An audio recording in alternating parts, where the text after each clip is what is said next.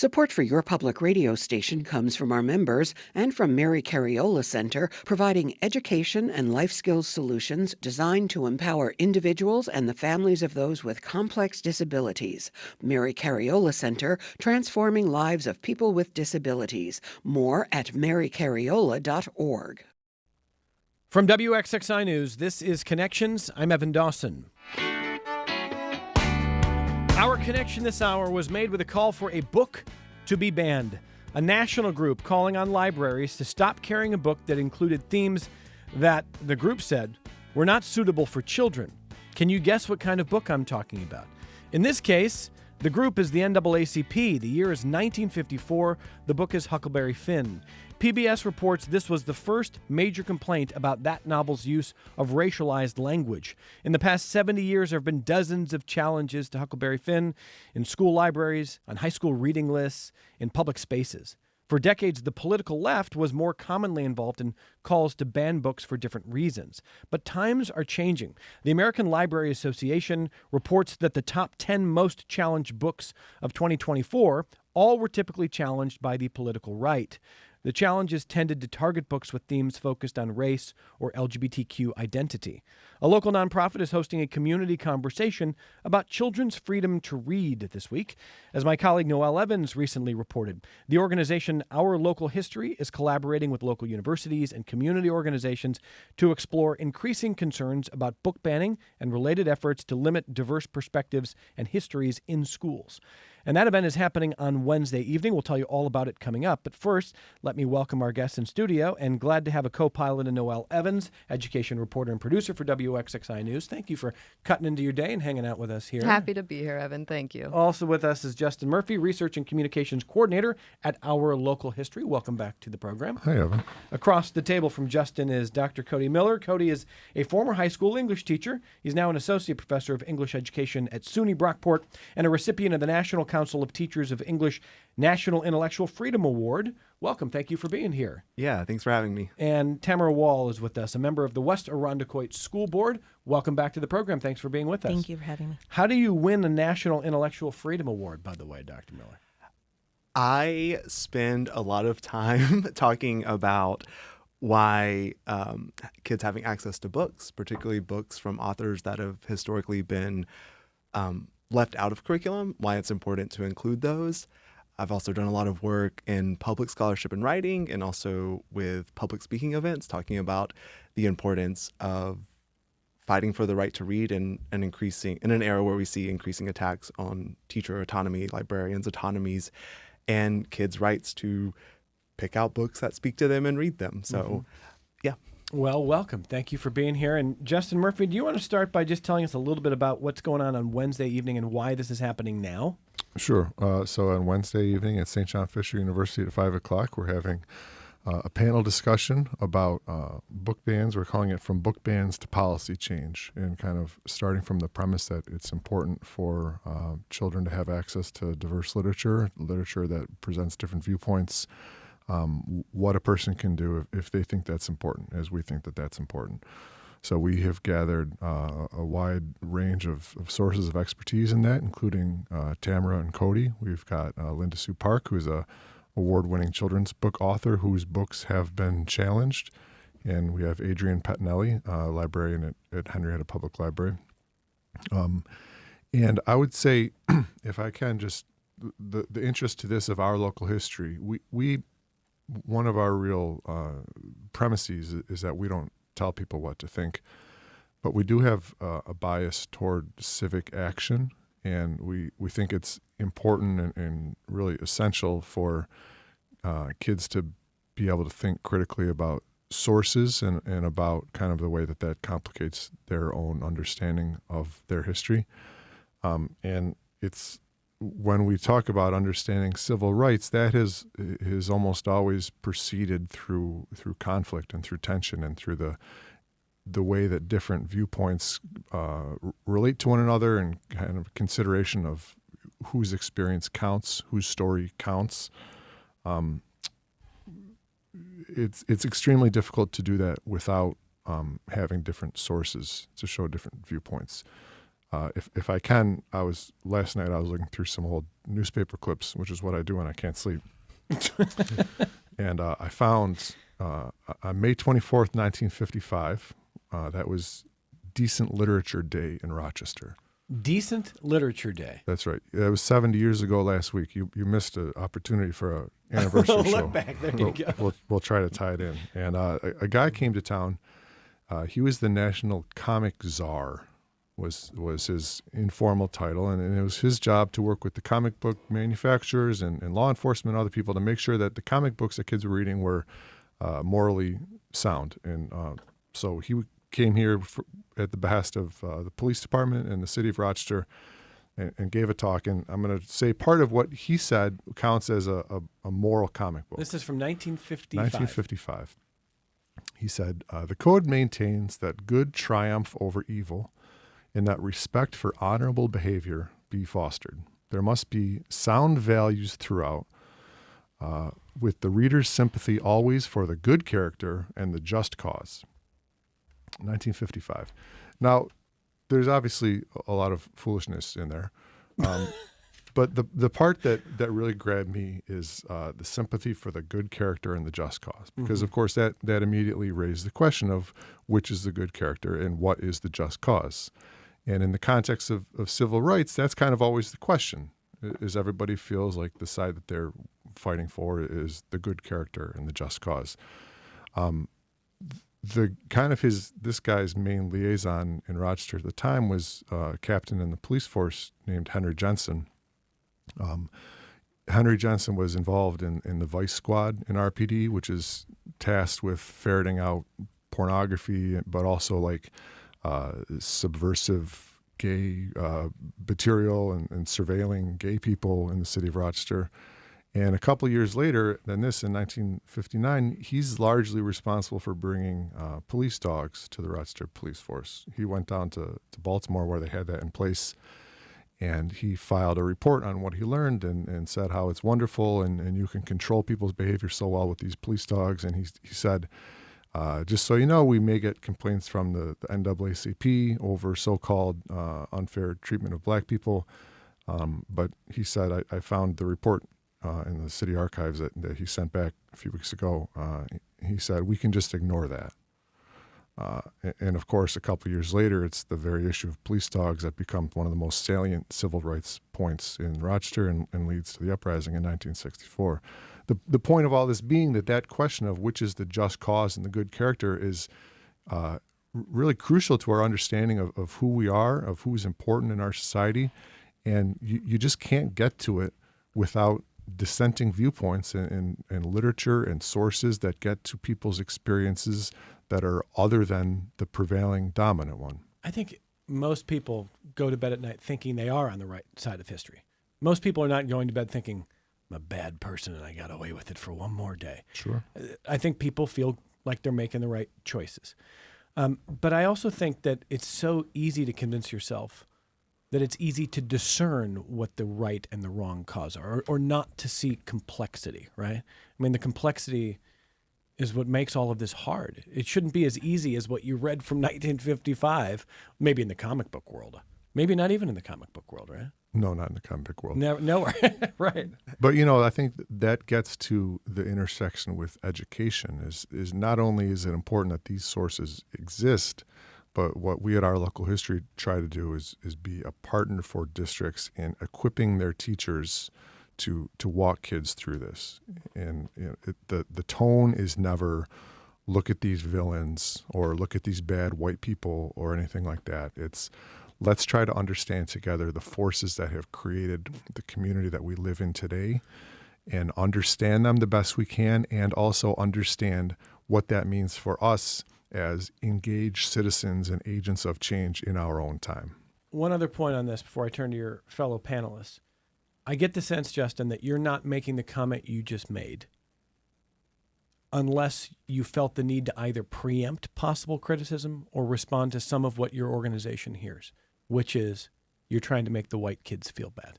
That's right. Yeah, I think that's very common, and I think has always been the pushback is that you're going to make certain kids feel bad, and we're just here to criticize. That's not the case. I think that it's important for all of us to be able to understand our own place in our community, and it's impossible to do that if the only perspective you understand is your own. The event that Justin is talking about, that Our Local History is helping to put together, is on Wednesday, late afternoon, evening. This time of year, I don't know what evening and afternoon is. It's 5 o'clock. 5 o'clock. 5 to 6:30 on Wednesday at St. John Fisher University. They would love to see you there. We'll have more information in our show notes wherever you find flavors of podcasts for Connections here. And Noelle Evans, I mean, I would never ask you to try to catalog every single challenged book in our region. I mean, who knows how quite there many there have been, but there have been some high-profile stories that you have reported on. Does it feel more charged? Is that just a perception I have, or are you at least noticing more of a charged environment with schools, with libraries, with calls for either book banning or pulling books out of curriculums? Locally, I do notice that there is a larger sense, or that we are seeing, I guess, louder outcries against some books. I did take a look this morning, and according to the American Library Association, efforts to censor library materials in 2024 have continued to increase. They named 2,452 unique titles that were challenged. That's the third highest number they say that's ever been documented by the ALA. That's the American Library Association. And it significantly exceeds the annual average of 273 unique titles being challenged from the period of 2001 to 2020. So I don't think it's just a feeling. No, yeah, that's great data. So 8 to 9 times more than the average is what we've seen in just the last few years. So it's exploded. And so I want to define what we mean by this, and I want to ask our guests across the table to respond to an email that I have here. Frankly, if you all want to weigh in, that's fine. Charles is emailing to challenge the idea that any book ever gets banned, that anything really gets banned. Here's what he says. He says, I challenge you all to a race. If you can buy a gun that's been banned by the state of New York faster than I can buy a book that's been, quote, banned by conservatives, I will pledge my next paycheck to WXXI. He says, if I can buy a book that's been banned by conservatives faster than you can buy a gun that's been banned by the state of New York, you have to donate your next paychecks to the nonprofit of my choice. He gave me his bank information. I don't think I can take that bet, Charles. I don't know if we're allowed to do that. But I understand the point that he's making is he's saying, look, you talk about a book ban, you talk about a challenge book in West Irondequoit or Penfield or wherever it happens, but you can still buy the book on Amazon. You can find the book online. Everything is available sort of everywhere. So what if it's not in the school library? Tamara, let me start with you. What do you make of Charles's point that even if your district, quote unquote, banned it or pulled a book in the library, it's still going to be available? We need not freak out about this. So I think it's still going to be available to those that want it to be available to. School libraries are incredibly important. One, because they provide access points for kids who may not be able to afford books. There's quite a few families that are not able to necessarily buy books. The other side of it is that when students don't have exposure to those kind of things, it doesn't pique their interest, right? So if I don't have exposure to books that are making me critically think or helping me to better understand that complex history, I may not necessarily have the desire to do that. It's not going to be as popular as your Dog Man or your Cat in the Hat, for example. So while yes, the books may still be available and you can certainly buy them, a child, for me, their first access point is that school library. And it's not just about the book being available on the shelf. It's also about what their librarians, what their teachers are saying about it as well and piquing their interest. A lot of the books that my daughter comes home with are not books that she necessarily found on her own. She might look at the cover and think, oh, this is really, really great, but she's not going to necessarily know the content. A lot of that is fostered by her teacher reading the book to her, the librarian going over it in class. So if those things are not taking place because of challenges, bans, whatever, then it's not necessarily going to interest them, and then it's not going to lead us to Barnes & Noble to go and buy the book. Accessibility doesn't necessarily mean that they fully understand what it is that they're reading or why it's important. Okay, Cody? Yeah, I'm still paying off my student loans, so I'll take the bet because I could use that to help pay off this month's student loans. I will say that there is a huge difference between purchasing something and then having it available to you as part of the social fabric of going to school and being a democratic citizen, right? So a better analogy might be food, right? So you could say, well, if students don't have free lunch at school, what's the big deal? You could just go buy lunch. Well, one, what if you don't have the money to afford that lunch? But two, we should see school lunch as part of a right that comes with being a student in K-12 public schools in this country. Similarly, I think we should see the ability to pick up a book that you're interested in that may expand your understanding of the world, may reflect your own experiences back at you as part of being a student, as a right of being a student. So I think this comparison with purchasing doesn't necessarily hold up, right? Purchasing is a private decision you make. So certainly if books are banned, you could still go buy them. We're talking about public life in public schools. And to expand just a bit, I believe public education is in part to make us be good members of pluralistic democracy, right? To learn how to live with each other and to learn how to take care of each other. And we can think of curriculum and the books in schools as kind of a roadmap for what we think a good citizen is, right? And if we think that roadmap is limited and it says you can only read certain histories or you can only read certain authors, for instance, what does it mean to go through K-12 schooling in this country and never read a native author, right? What does that say about our idea of what makes a quote unquote good citizen? What does it mean to go through K-12 school and not learn the full breadth of Black history or LGBTQ history, right? What does that tell us about what we think a quote unquote good prepared citizen is? And it's my belief that good prepared citizens should know the full history of our country, the good, the bad, the way things got worse, the way things got better. So again, I would challenge that comparison a little bit. I think that is the buying a book is a private decision, and we're talking about public life. Okay. And I'll gladly give my information to get that money to pay my student loans. So, Justin Murphy, do you want to respond to Charles as well? Well, first of all, I'm going to call BS on the bet because we're stuck here until 1 and he can be at the bookstore by then. So that doesn't even make sense. I still want the student loan payment though. So part of the reason why, thankfully, book bans are maybe more porous concept in New York is that we live in a place with legislators who have by and large not supported the idea of broad book bans. In places like Florida or Arkansas or Texas, it absolutely is the case that you can effectively keep kids from getting books, including by prosecuting teachers who give them to them. But, I think given that political climate, I don't think that a typical book ban, so to speak, in New York looks like a school board pulling something off the library. I think it looks a lot more like a teacher on a given day going to their bookshelf and saying, I need a story about a family, and seeing one about a traditional heterosexual couple and one about a gay couple, and saying, you know what, I'm just not going to do it today because I don't want to deal with that kid's mom calling or that kid's dad calling and complaining, and then I have to write a report and it's a whole thing. So I'm just going to read the one about the mom and the dad.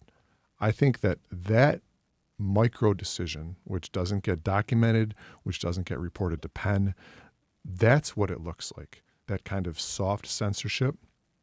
And that's something that one gets at not through specific legislation, but through training, through helping teachers feel comfortable with those materials, and through building community support for the fact that we want our teachers to make what they perceive as these difficult decisions and not just kind of shirk away from things out of fear that they're going to end up on Tucker Carlson. And again, that's what you're describing is not really quantifiable. You can't quantify the level of anxiety that myriad teachers may feel and the decisions that they would make in the course of a school day. But some of that angst that Justin is describing, you've seen at school board meetings, you've seen at communities. Again, that's where I go back to how charged things feel and how different that feels than it was, when I was a student in high school, where I'm sure there were controversies I wasn't aware of, but it didn't feel like every month things were so charged at every meeting. So I don't know how we quantify that, Noelle Evans. You've probably spoken to some teachers who maybe can validate what Justin is saying. I can also say that, if I look to Penfield as an example, if we see how things have evolved from January when you had a parent come in very concerned about a book about a pride parade, to then a month later where you have a group that calls itself POWER, P-O-W-E-R, Penfield Opposing Woke Education Racism. You had folks there. You also had pastor, I believe, who had called on the congregation to come as well. Yep, that's right. And also, so you had this large crowd show up to a school board meeting. That school board meeting ended early. I talked to one of the school board members who said they were called scum, they were called cowards. The way that went, because before that meeting, there weren't any formal book challenges, according to the superintendent.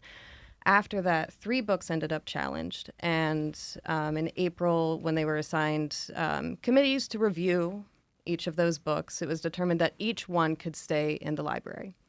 And for 2 of those books, it was determined that the challenge also emphasized the need for that book to remain in the library. And so if we fast forward even to one of the most recent school board meetings in Penfield, there were teachers and staff that came to that meeting saying, we want these books we want to include them in the curriculum. One of them is the autobiography of Malcolm X, and there were some others that are contemporary books published even in the last few years. When I was in school, I'm 36 years old now, when I was in school, the curriculum was very much white male authors.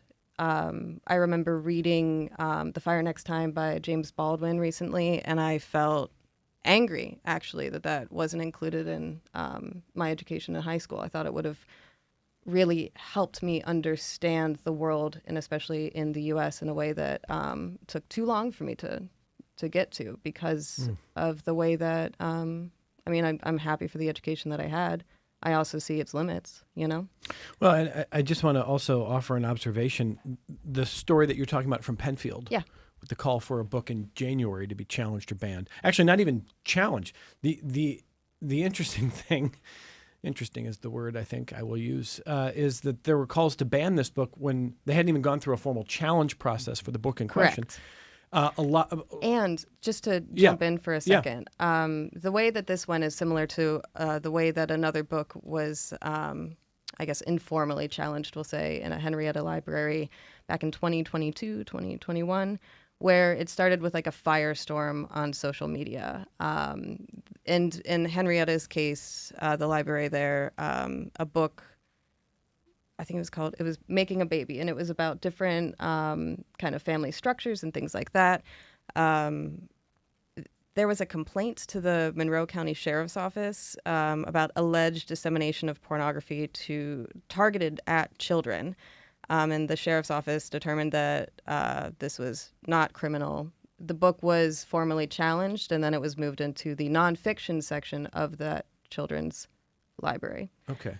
So that parallel between, the firestorm of social media with the Henrietta Library to what we saw with the Penfield School Board as well, that started with a social media storm.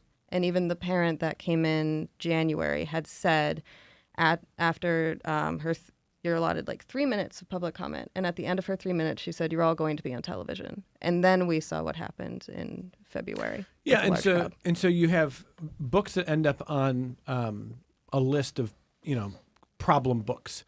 And so people go looking in libraries to see if they can find them. Often, as we saw in Penfield, almost nobody in the district even knew this book existed. It hadn't been checked out. People weren't really reading it. It was there. It was on offer. But the calls to ban preceded even a formal, we're going to challenge this. And then when the district leadership was telling parents, like, you can challenge this, they're like, no, ban it. And that's where you go, like, is this a serious thing?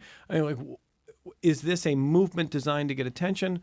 What is it actually about? I think those are fair questions. Go ahead. Yeah, is this serious or not? One aspect of the POWER group, when I spoke with one of the co-founders and I asked, there was a man in the crowd wearing a gorilla suit. Like, who was that? What was that? And he was like, oh, I don't know. Maybe he was, complaining about something else. And it turned out that was one of the other folks from this group that was also listed in the press release that they sent to media.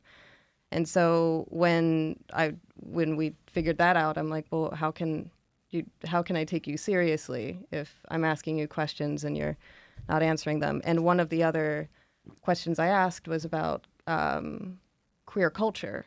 And he had said, I don't know what that is, which I think goes back to your point, Cody, of it's worth knowing how different people's perspectives, different people's cultures within this very large country that we're in. Yeah, go ahead, Cody.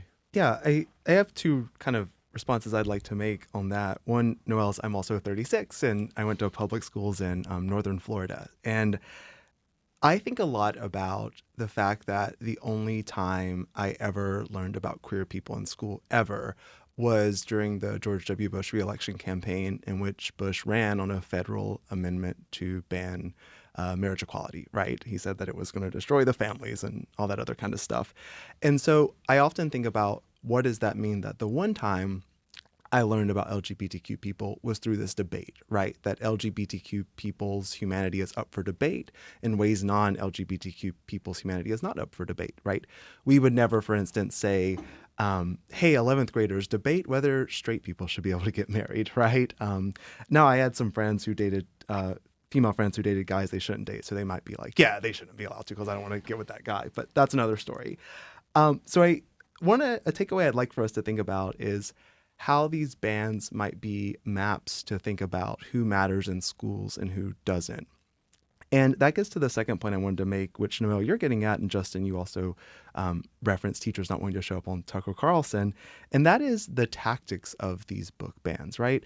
Because the examples that we've talked about go far beyond just like whether a book is in school or not, right? So showing up to a school board in a racist outfit to threaten folks is a far bigger conversation than what should we read in 7th grade. And I think it's quite telling that some of the most, that these tactics are often pretty violent, right? So there is the account Libs of TikTok. Are y'all familiar with this account, yeah, right? Sure. Which goes through TikTok to find any instance of an LGBTQ teacher or a non-LGBTQ teacher, even, including like the book Tango Makes Three about the gay penguins, and then blasting them on social media and prompting harassment to those teachers, right? And that's a pretty violent tactic. And we have reporting that shows these are tactics that are pushing out LGBTQ teachers. They're also pushing out Black and brown teachers.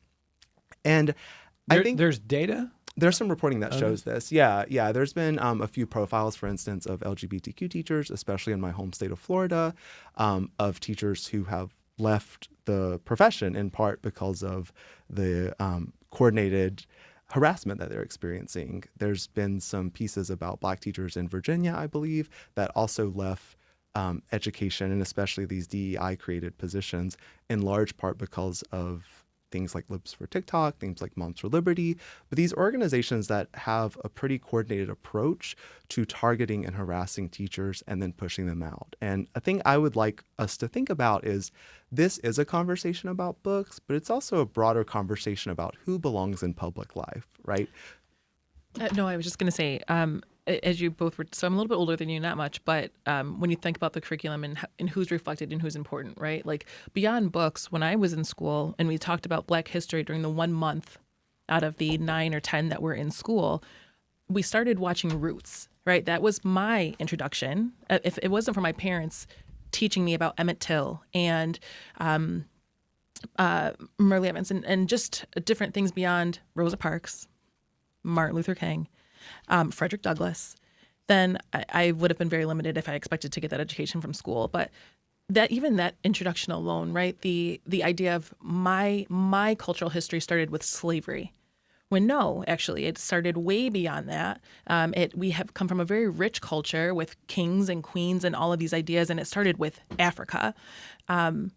Think about how much you're limiting that. It's so, I totally agree with you. It's so much bigger than just books. You're literally, at some points, when you think about accessibility and lack of being able to buy books, et cetera, you are literally shaping how these kids are seeing themselves and how they're building their identities. It's much more than just what they're reading. Let me just do a couple things here. I see phones ringing. We'll take calls after we get a break. We're going to get a break in a second. I just want to follow up one question with Tam here as a school board member in West Irondequoit. And you've only, this is a little unfair, you've been in the position for 1 year, right? 1 year. One whole year. Is the district seeing more book challenges than it has in the past? Honestly, we're not. But if you think about the grand scheme of just education in general, right? We're facing things much bigger than book bans in general. They're literally trying to change curriculum. So it's not just what students are reading in books. We're trying to reshape what they're actually learning and approved to learn. So a lot of our conversations are based around that. Okay, no, fair enough. We're going to take phone calls on the other side of this break, and then I've got a couple of emails I think will be important to consider for the guests. We're talking about book challenges, book bans, what that means in schools, in libraries, and what to do about it. And there's an event coming up on Wednesday evening starting at 5 p.m. at St. John Fisher University. The event is called From Book Bans to Policy Change, and Our Local History is a local nonprofit that is helping organize it. Justin Murphy is a research and communications coordinator at Our Local History. Tamara Wall is a member of the West Irondequoit School Board with us today. Dr. Cody Miller is with us, who is a former high school English teacher and an associate professor of English education at SUNY Brockport. Also a recipient of the National Council of Teachers of English National Intellectual Freedom Award. And Noelle Evans, my WXXI News colleague, helping steer the ship. Let's take your feedback on the other side of this only break. Supporting your favorite programs on WXXI TV and radio is just a click away when you go public at WXXI.org. It's a convenient and secure way of supporting an important community resource. WXXI.org. Go public and pledge your support today. This is Connections. I'm Evan Dawson. One email before we get to your phones. Tim emailed to say, Evan, if we can have a hard conversation about Huckleberry Finn, then we should be able to have a hard conversation about genderqueer. Okay? I mentioned at the outset that for decades, Huckleberry Finn had been challenged, starting really prominently in the 1950s and for a long time. I don't know if it's I'm not even up to date on, is Huckleberry Finn in school libraries, Tamara? It is. I would assume so, right? What would you say to Tim, who says, hey, if we can have a hard conversation about banning Huck Finn in schools, then we should be able to talk about banning genderqueer as a book? I think there's a difference between having the conversation and actually enacting the decision. You can talk about any of these things. And I would hope that you would have a thoughtful conversation before you're just going out there trying to ban or challenge books. So I'm not opposed to conversation. What I am opposed to is people trying to force their thoughts on someone without giving perspective to other things. I get the sense that what Tim means is if we're going to ban Huckleberry Finn, then we should be able to ban genderqueer. Go ahead. I mean, should we ban Huckleberry Finn? Well, I think we need some definitions here. Yeah. Right. So I was a former high school English teacher in Florida for 7 years. So in lots of ways, Florida's played a prominent role in this conversation.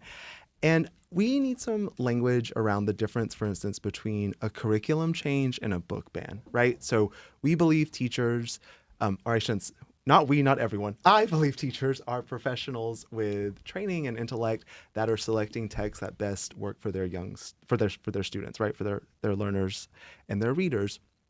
And there is a difference between a teacher saying, hey, Huck Finn was in my curriculum. I don't know that this is the book, this is not the book that we should use, even if we're going to use to talk about racism. Like, there are other books we could use. Let's update that and switch out books. Students can still go to a library and check out Huck Finn, right? Students may still be able to go to that teacher's classroom, look in the classroom library, and grab Huck Finn. But isn't that Charles's argument, that what you're talking about is a de facto ban of a book like Huck Finn? This is why I want to get to some definitions, right? So that's a curriculum change because within the library, students still have access to it, right? That is different than what some states are doing, including my home state of Florida, that says you can't have those books in schools, period, right? So there's a huge difference between an 11th grade teacher who says, I'm going to swap out Huck Finn, but if someone wants to go get it from the library, they can, and a state or a district that says genderqueer cannot be anywhere in the school. So kids can't have access to it to read it in their own free time. And so this difference between curriculum change, in which teachers make decisions about which books are taught, and students still have access to books that teachers don't teach through the library, through classroom libraries, is very different than a law or a policy that says the book cannot be in schools, period. I appreciate that distinction. Do you think a book like Huckleberry Finn should be banned from school grounds? I don't think we should say save for very, very few books, I don't think we should say that book should be removed entirely from a school. Okay. Tamara, how do you feel about it? It's very complex, but I have to agree. I don't think that we should wholeheartedly say it should be banned. Even a difference in thought to what I may believe, someone else has that thought is entitled to read literature that actually correlates with what they believe. So I'm not going to say that it should be completely banned. I think even a difference in thought should still be accessible. Justin? No, I don't think so. I also think I don't think it's wrong to say that there are books that are inappropriate for certain educational settings. I think maybe some people don't appreciate the amount of expertise and foresight and forethought that goes into what books end up in school libraries or school curricula in the first place. I think maybe some people think that librarians subscribe to, like, I don't know, gay books quarterly and just like order them all and put them on the shelves. And that's actually not the case. There's been professionalism on the front end of all of this, which I think grants them at least a small benefit of the doubt as to why these books are here.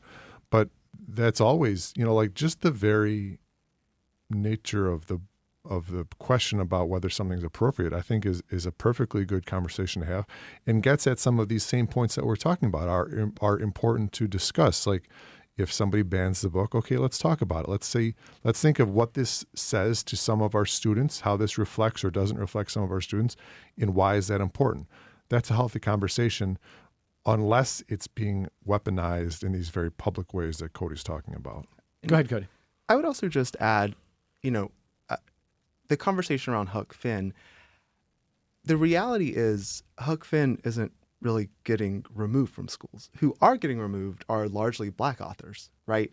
And so largely Black authors, largely Native authors, largely LGBTQ authors. And so while this hypothetical can be interesting that we're talking about, the real reality is Huck Finn, though in some cases is being attacked, it's not who largely is the victim of these. And it is authors who have historically been left out of curriculum or historically been mischaracterized or marginalized in curriculum. And so I'd like us to focus on, like, who's being harmed the most here. And it's not Huck Finn. Yeah, Noel Evans was making the point with data earlier that the American Library Association has said that there's 2,400 plus challenged books. Typically in a given year, there's 250, 300. So in the last several years, that list has exploded. The ALA publishes the most challenged. Everything at the top of the list, everything without exception, is either a Black author, an author from the LGBTQ community, or books about Black or LGBTQ identity. That's what is being challenged at very, very high rates right now. So, Yeah, not Huck Finn. okay. Yeah. So, Tim, I appreciate the email. Kevin and Victor next on the phone. Hey, Kevin, go ahead. Hi, Evan. Just want to put a couple things out there. There is a lot of, obviously at a library or bookstore, when you choose to have certain books and choose not to have other books, that's a form of banning, of course.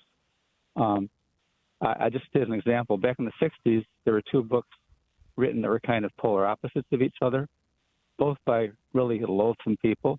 One was White Power by George Lincoln Rockwell, and one was Black Power by Stokely Carmichael. Both were horribly written books. I attempted to read them both by pseudo-intellectuals.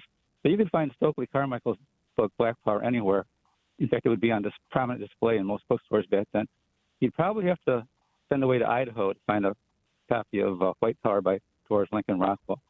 So, that just shows what does happen in libraries and in bookstores. In my library in Victor, which is a very almost laughably woke library, literally 90% of the books on display that are kind of put in a prominent place for children are all Black, people of color, the history of, AOC or Cesar Chavez or things like that. 90% of it easily. You can't find a conservative book in there. So what does that say? There's a couple things I want to ask you. Is it your view that any book about Black Power generally should not be held in any esteem? That it's a problem if it's a book about Black Power? No. I don't know where you get that. No, Stokely Carmichael was a loathsome person. When they asked him what place women would have in the Black Power movement, he said horizontal. Okay. That's where the guy's coming from. That's all I was asking. Listen, I was a black. I worked for civil rights. I was a spokesman for it in my early part of my life. I was very interested in the civil rights struggle. So we've come through all that. We're in a new place now. Do you know who Jason Whitlock is? Yes, of course. You're a sports guy. Yeah. Okay, he was a great sports writer. He turned to politics because he saw black people being used by the Democrats in a way that he thought was really wrong. Now, Jason Whitlock, Ibram X. Kendi and Ta-Nehisi Coates, he thinks their work is just evil because it's just hateful in his opinion. This is a very strong, brilliant black man who I've always found to have a really great grasp on reality. Okay. That's where he comes. But let me just ask you, Kevin, I just want to make sure I understand then. Your complaint seems to be that having the progress that society's made, that there's too much focus on what you called woke culture, or that conservative books are being sidelined? I mean, what is the actual concern? Oh, well, as far as the first thing I said with George Lincoln Rockwell, who I said is a loathsome person, and Stokely Carmichael, also a loathsome person, both poorly written books, and yet Black Power you could find anywhere. The White Power book, you couldn't find anywhere. Not that you would want either one of them, but I'm just saying that's how it works. Okay, it sounds like I don't want to make too much inference, but let's set aside Carmichael though. In the Victor Library, there's not enough what?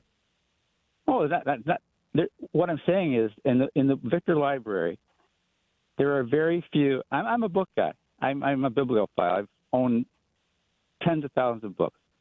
You can't, and I know books really well. You cannot find conservative literature or just conservative writing at the Victor Library. Very few things. There's a book by Christopher Rufo in there, which is a great book. Very few, though. It's almost all left-wing, progressive, feminist, pro-abortion stuff. And then for the children especially, it's almost all woke stuff.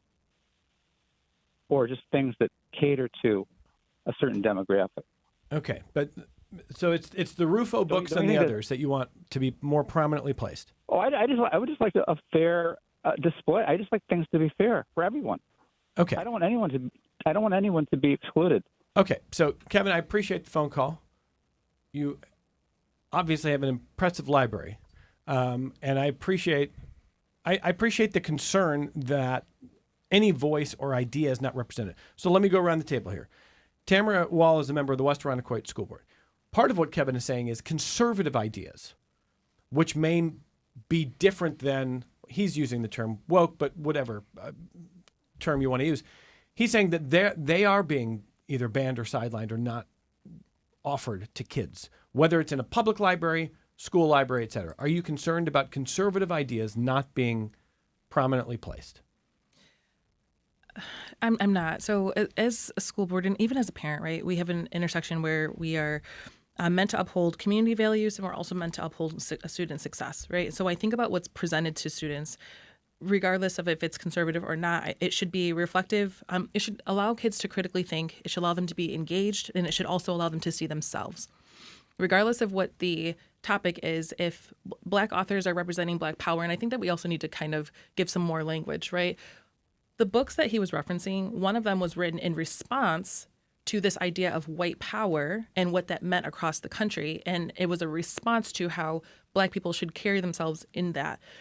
The books that we're seeing today are another reflection of Black power, but it's more of owning your identity, that you are not what white people may be saying that you are, things of that nature. And so the books that we're seeing right now and by the Black authors are not necessarily supposed to be used to weaponize anything or to cause uprising or anything. Of what it's saying is that your identity is important, that you should be reflected, that is the idea of power that we want to instill in our kids, and that allows them, again, to see themselves. So no, I don't think that it's a situation where it's unfair because, again, to the first point that was made, these books are still available, a lot of them, and you can still actively walk into the library if you're searching for them or go buy them.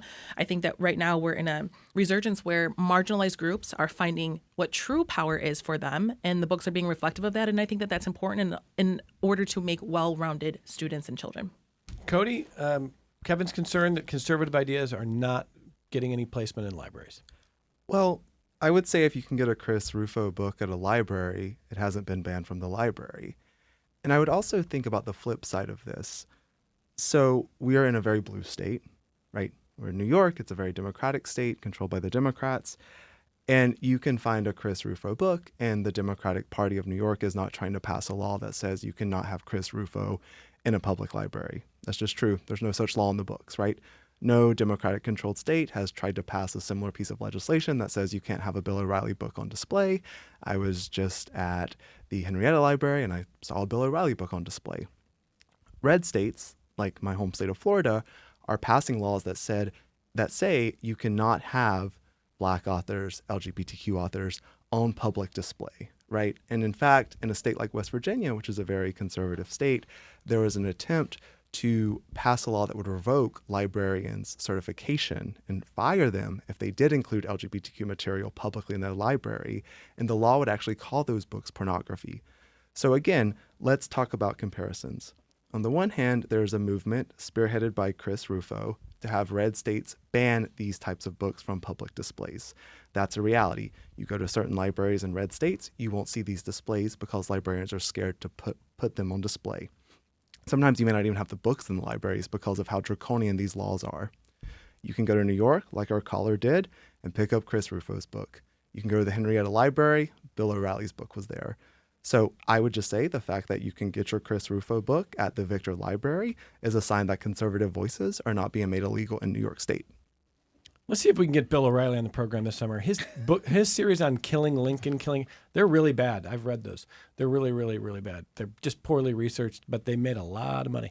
And you can still get them at libraries. And I'm sure, by the way, there's a million wonderful books by conservative authors.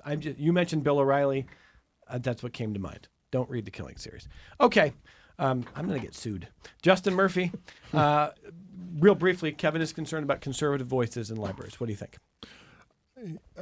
I think it would be interesting to do a tally of what books of what sorts are available in public libraries. I'm sure that somebody has done that.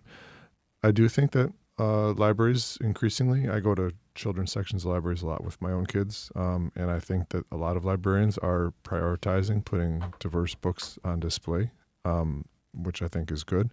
But, it kind of gets back to what we were talking about earlier in terms of whose identities and narratives count and are centered.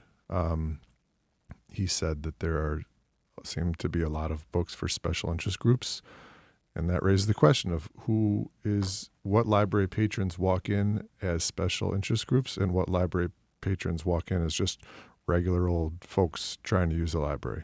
And that's an important distinction. All right, a couple questions I'm told from listeners who want to know where on campus the event is on Wednesday at 5 p.m. at St. John Fisher University. Justin? It's at Basil Hall. And I'll go one step further. I'll tell you how you can register if you want to. You can go to tinyurl.com/OLH bookbands.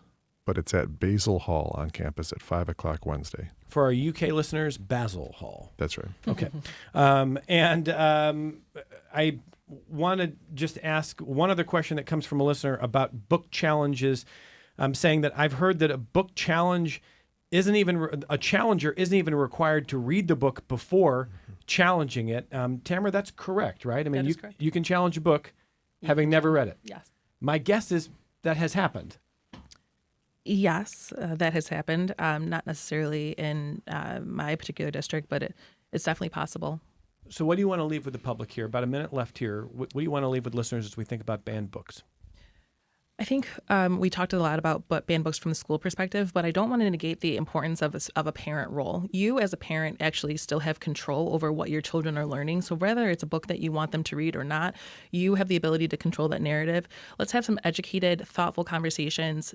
Take the time to read the books and understand what they're saying, and also open yourself up to some better perspectives, and hopefully that can lead to some better results. Okay. Cody? Yeah, I would say that, when these laws are passed at the state level, it's on a pretty partisan split. But if you just look at voters, most voters in this country, including large swaths of Republican voters, oppose book bans, right? They don't like this. So there's a large consensus of American voters across the political spectrum who say the freedom to read is important and we should stand up for kids and adults' right to read the books that they'd like to read. Charlie emails to say, Evan, I taught for 31 years, and while I was always cognizant of my pupils' feelings, I would always teach the books I thought best served their needs. The seniors always read Malcolm X, Crime, Sex, Drugs, and Redemption, and finally his assassination. It always brought fabulous discussion. Fences is too entertaining and important not to teach. I taught Booker T. Washington and his views on work and W.E.B. Du Bois side by side, and it definitely brought on the debates.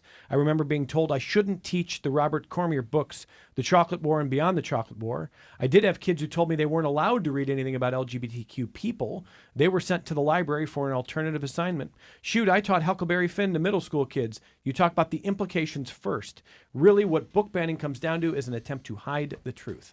That is from Charlie, who taught for 31 years. A lot of discussion today. Noelle Evans will continue to report on these issues for WXXI News. And thank you, as always, for being here to help steer this discussion. Thanks Happy for being to be with here. us. Thank you. Noelle Evans does a great job as WXXI News education reporter and producer. Justin Murphy, research and communications coordinator at Our Local History. For anybody who wants to keep talking, and there's a lot of emails and phone calls we didn't even get to, they should see you on Wednesday night, I suppose. I hope they will. 5 o'clock, St. John Fisher University, the event From Book Bans to Policy Change. Tamara Walls, member of the West Irondequoit School Board, thank you for being back here and sharing your perspective. Thank you for having me. And our thanks as well to Cody Miller. Dr. Miller is an associate professor of English education at SUNY Brockport, former high school English teacher. Thank you for being here. Yeah, thanks so much. More connections coming up in just a moment.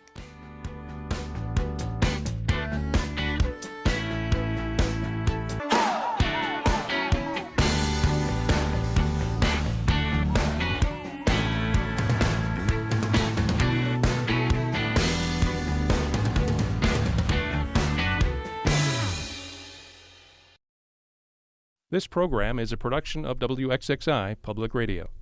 The views expressed do not necessarily represent those of this station, its staff, management, or underwriters. The broadcast is meant for the private use of our audience. Any rebroadcast or use in another medium without expressed written consent of WXXI is strictly prohibited. Connections with Evan Dawson is available as a podcast. Just click on the Connections link at WXXInews.org. Support for your public radio station comes from our members and from Labella Associates, dedicated to the pursuit of partnership for more than 40 years, offering services in the development of buildings, infrastructure, environmental, and energy projects. Labella, powered by partnership. LabellaPC.com. And the Highlands at Pittsford, an independent and assisted living community affiliated with the University of Rochester, offering cottage and apartment homes, daily life enrichment activities, and care assistance as needed. More at highlandsatpittsford.org.